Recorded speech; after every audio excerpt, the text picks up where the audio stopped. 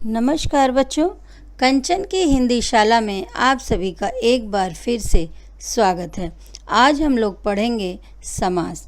जैसा कि हम सब लोग जानते हैं, शब्द निर्माण की प्रक्रिया में समास अपनी बहुत ही महत्वपूर्ण भूमिका निभाता है। अगर शब्द निर्माण देखना है तो आप मेरे पिछले वीडियो में जाकर के शब्द निर्माण और शब्द विचार को अवश्य देखें। शब्द निर्माण की प्रक्रिया उपसर्ग प्रत्यय के साथ साथ समास द्वारा भी होता है। उपसर्ग प्रत्यय समझने के लिए आप मेरे पिछले वीडियो पर जाएं।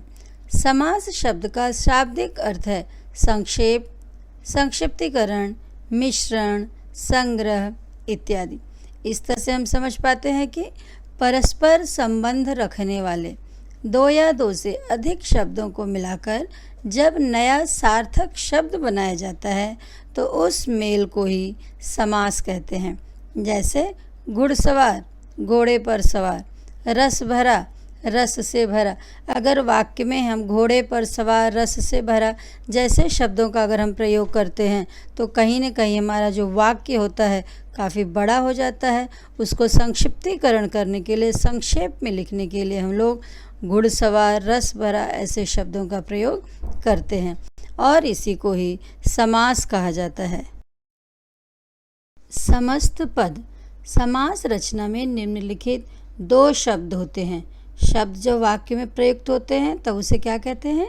पद कहते हैं। हम लोगों ने शब्द रचना में इन चीज़ों को पढ़ा हुआ है। जैसे पहले पद को हम पूर्व पद कहते हैं और दूसरे पद को उत्तर पद कहते हैं। उदाहरण, गंगा जल, गंगा का जल। अब यहाँ पर हम देख सकते हैं कि गंगा जो है वह पूर्व पद है, पूर्व अर्थात पहला।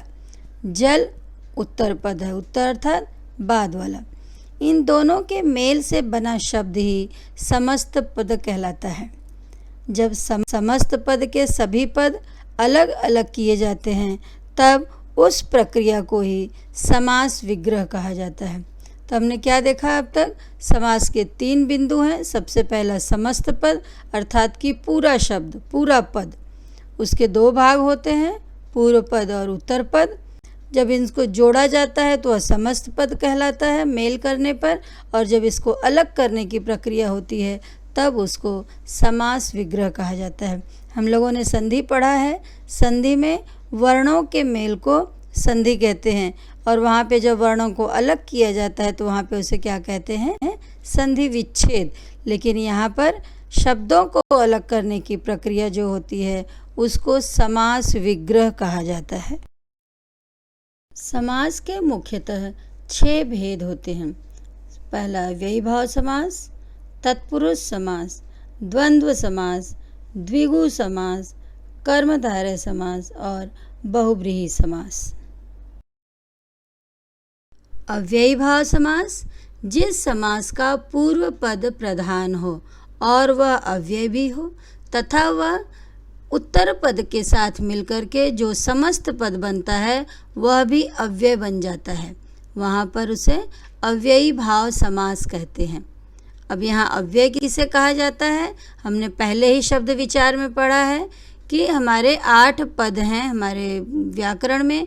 पहले जो 4 होते हैं वो विकारी पद होते हैं और जो दूसरे 4 होते हैं वो अविकारी पद होते हैं। जैसे क्रिया विशेषण, संबंध बोधक, समुच्चय बोधक और विस्मयादि बोधक। और भी उदाहरणों के माध्यम से हम देख सकते हैं। यथा सामर्थ्य, सामर्थ्य के अनुसार। रातों रात, रात ही रात में। यहाँ जितने भी उदाहरण आप देख रहे हैं सब पहला पद जो पूर्व पद है वो सभी अव्यय शब्द है और ये अपने उत्तर पद के साथ मिलकर के पूरा अव्यय समस्त पद बन गया है, इसलिए यहाँ पर अव्ययी भाव समास है। तत्पुरुष समास, जिस समास का उत्तर पद प्रधान तथा पूर्व पद गौण होता है उसे तत्पुरुष समास कहते हैं। तत्पुरुष समास का समास विग्रह करते समय इसमें कारक की विभक्तियां लगाई जाती हैं। कारक किसे कहा जाता है इसे देखने के लिए आप मेरे पिछले वीडियो पर जाकर के कारक को पहले हमें समझना होगा। तथा समस्त पद बनाते समय दोनों पदों के बीच का कारक चिन्ह लुप्त हो जाता है अर्थात गायब हो जाता है। हम उदाहरण यहाँ पर देखेंगे। राजकुमार, राजा का कुमार। राजपुत्र, राजा का पुत्र। यश प्राप्त, यश को प्राप्त। करुणापूर्ण, करुणा से पूर्ण। यज्ञ के लिए शाला, पाप से मुक्त। शिव का आलय, पुरुषों में उत्तम। ये कारक की विभक्तियों के द्वारा ही तत्पुरुष समास का विग्रह किया जाता है। जब इसका समस्त पद बनता है तब इसके कारक के जो चिन्ह होते हैं वो लुप्त हो जाते हैं। कर्मधारय समास, जिस समास का उत्तर पद प्रधान हो और पूर्व पद व उत्तर पद में विशेषण विशेष्य अथवा उपमान उपमेय का संबंध हो, वह कर्मधारय समास कहलाता है। सरल शब्दों में इसको कह सकते हैं, किसी या सर्वनाम की विशेषता जहाँ पर आपको बताई जा रही हो वहाँ कर्मधारय समास होता है। जैसे भव सागर, संसार रूपी सागर। देह लता, देह रूपी लता। सतजन, अच्छा जन यानी अच्छा इंसान। नरों में सिंह के समान। काली मिर्च, काली है जो मिर्च, मिर्च की विशेषता क्या है कि वो हरी वाली नहीं है, वो काली मिर्च है। नील कमल, नीला है जो कमल, कमल की विशेषता क्या है, वह नीला है। चंद्रमुखी, चंद्र के समान मुख वाली, मुख की विशेषता है कि वह चांद के समान है। यहाँ पर उपमेय और उपमान का संबंध है। सद है जो गुण, सदगुण यानी गुण की क्या विशेषता है कि सदगुण है, अच्छा गुण है। इस तरह से जहाँ पर विशेषण और विशेष्य अथवा उपमान उपमेय का संबंध बताया गया हो वहाँ पर कर्मधारय समास होता है। द्विगु समास, जिस समास में पूर्व पद संख्यावाचक हो वहाँ द्विगु समास होता है। संख्या वाले शब्दों का प्रयोग ये 100% फिक्स्ड है कि जिसका पूर्व पद हमेशा संख्या ही रहेगा। नवरत्न, नौ रत्नों का समूह। सप्तद्वीप, 7 द्वीपों का समूह। त्रिभुवन, 3 भुवनों का समूह। समूह अथवा समाहार शब्द के द्वारा इसका विग्रह किया जाता है। समूह अथवा समाहार दोनों ही शब्दों का प्रयोग हम कर सकते हैं।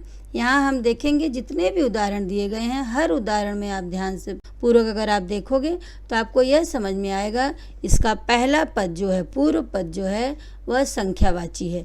चौमासा, 4 मासों का समूह। नवरात्रि, नवरात्रियों का समूह। त्रिकोण, 3 कोणों का समूह। तिरंगा, 3 रंगों का समूह। अर्थात संख्यावाची शब्दों का जहाँ पर प्रयोग किया गया हो, जिसका पूर्व पद संख्यावाची ही हो, वहाँ पर द्विगु समास होता है।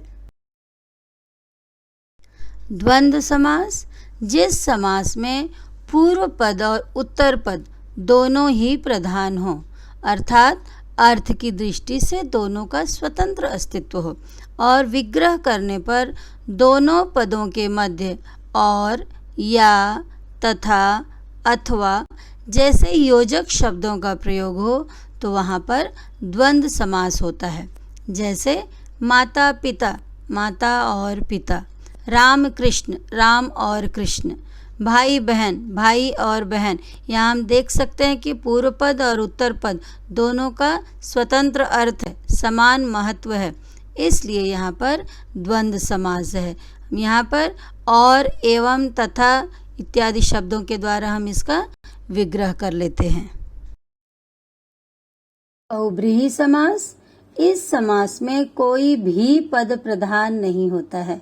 दोनों पद मिलकर किसी तीसरे पद की ओर संकेत करते हैं, अर्थात किसी तीसरे की विशेषता बताते हैं। वहाँ पर बहुब्रीहि समास होता है। जैसे दशानन, दय आनंद जिसके, अर्थात रावण। हम लोग 10 आनंद, 10 मुख से हम किसके बारे में, हमारे सामने किसके बारे में एक पिक्चर सा उभर कर आता है, रावण के बारे में। नीला है कंठ जिसका, अर्थात शिव। नीलकंठ, नीलाकंठ, नीलकंठ नाम का एक पक्षी भी होता है, लेकिन नीलकंठ बोलने से हम किसके बारे में जानते हैं, शिव जी के बारे में जानते हैं। सुलोचना, सुंदर है लोचन जिसके, अर्थात मेघनाथ की पत्नी। सुंदर लोचन बहुत भी स्त्रियों के हो सकते हैं, लेकिन सुलोचना कहने पर मेघनाथ की पत्नी के बारे में ही हम जानते हैं, यानी कि यहाँ किसी अन्य की विशेषता बताई गई है। लंबोदर, लंबा है उधर जिसका, अर्थात गणेश जी। बहुत लंबे लंबे मोटे पेट वाले बहुत सारे लोग होते हैं, लेकिन हम उनको लंबोदर नहीं कहते। लंबोदर कहने पर हमारे सामने जो एक चित्र सामने हमारे आ जाता है वो किसका होता है? गणेश जी का आ जाता है। दुरात्मा, बुरी आत्मा वाला। श्वेतांबर, श्वेत है जिसके अंबर, अर्थात सरस्वती जी। श्वेतांबरी सरस्वती जी को कहा जाता है। श्वेत कपड़ा पहना हुआ कोई भी हो सकता है, लेकिन श्वेतांबरी या श्वेतांबर कहने पर हमारे सामने सरस्वती जी की विशेषता ही आती है, इसलिए हम सरस्वती जी के बारे में हम जानते हैं। गिरिधर, गिरि को धारण करने वाला। चतुर्भुज, चार है भुजाएं जिसकी, अर्थात विष्णु जी। इस तरह से हम देखते हैं कि जिस समास में पहला पद और दूसरा पद दोनों भी प्रधान नहीं होता है, वह किसी अन्य की विशेषता बताता है, वहां पर बहुव्रीहि समास होता है। कर्मधारय और बहुव्रीहि समास में अंतर। कुछ समास पद ऐसे होते हैं जो कि कर्मधारय समास में भी आ सकते हैं और बहुव्रीहि समास में भी आ सकते हैं और किसी अन्य समास में भी आ सकते हैं। हमें ध्यान रखने योग्य बात यहाँ पर क्या होगा, हम इसका समास विग्रह जो करेंगे उसी के अनुसार वह समास, उस समास का नाम दिया जाएगा। यहाँ पर हम देख सकते हैं कर्मधारय में समस्त पद का एक पद दूसरे का विशेषण होता है, इसमें शब्दार्थ प्रधान होता है, जैसे नीलकंठ, नीला है कंठ जो। और दूसरी तरफ बहुव्रीहि में समस्त पद के दोनों पदों में विशेषण विशेष्य का संबंध नहीं होता है, अपितु वह समस्त पद ही किसी अन्य संज्ञादि अर्थात किसी तीसरे का विशेषण होता है। इसके साथ ही शब्दार्थ गौण होता है और कोई भिन्नार्थ ही प्रधान हो जाता है, जैसे नीलकंठ, नीला है कंठ जिसका, शिव। सेम आपने सेम समस्त पद यहाँ पर देखा, नीलकंठ, नीला है कंठ जो। अगर हम लिखेंगे इसका विग्रह इस तरह करेंगे तो वह कर्मधारय समास होगा। अगर हमने इसका विग्रह किया नीला है कंठ जिसका, अब किसका? शिव, यानी किसी तीसरे की विशेषता बताई गई है। इसी तरह से तीन नेत्रों का समाहार अगर हमने लिखा तो क्या हो जाएगा? द्विगु समास। और अगर हमने लिखा तीन नेत्र हैं जिसके, अर्थात शिव, तब वह कौन सा समास होगा? बहुव्रीहि समास होगा। हम लोगों ने अब तक क्या क्या पढ़ा है एक नज़र फिर से देखते हैं। समास शब्द निर्माण की एक प्रक्रिया। दो शब्दों के मेल से समस्त पद का निर्माण होता है। पहला पद पूर्व पद और दूसरे पद को उत्तर पद कहते हैं। समास के 6 भेद होते हैं। अव्ययी भाव समास, जिसका पूर्व पद प्रधान होता है, उत्तर पद के साथ मिलकर के समस्त पद को अव्यय बना देता है। तत्पुरुष समास, उत्तर पद प्रधान होता है, कारक की विभक्तियों के द्वारा इसका समास विग्रह किया जाता है। कर्मधारय समास, विशेषण विशेष्य अथवा उपमान उपमेय का संबंध होता है। द्वंद्व समास, दोनों पद प्रधान होता है। द्विगु समास, पूर्व पद संख्यावाची ही होता है। बहुव्रीहि समास, कोई भी पद प्रधान नहीं होता है, यह किसी अन्य की विशेषता बताता है। आशा है आप लोगों को समास बहुत अच्छी तरह से समझ में आ गया होगा। आप सभी का बहुत बहुत धन्यवाद। इस वीडियो को देखने के पश्चात लाइक, शेयर एंड सब्सक्राइब अवश्य करें।